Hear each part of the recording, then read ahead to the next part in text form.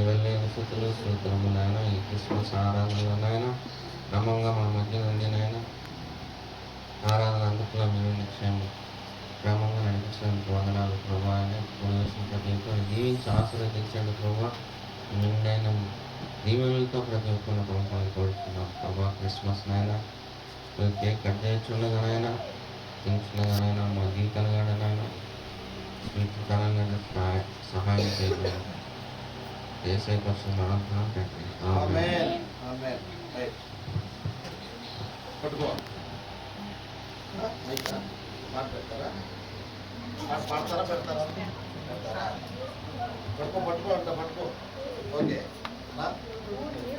మీరు కూడా రండి చిన్న హ్యాండ్ వేయండి చూద్దాం. రండి. ఓకే.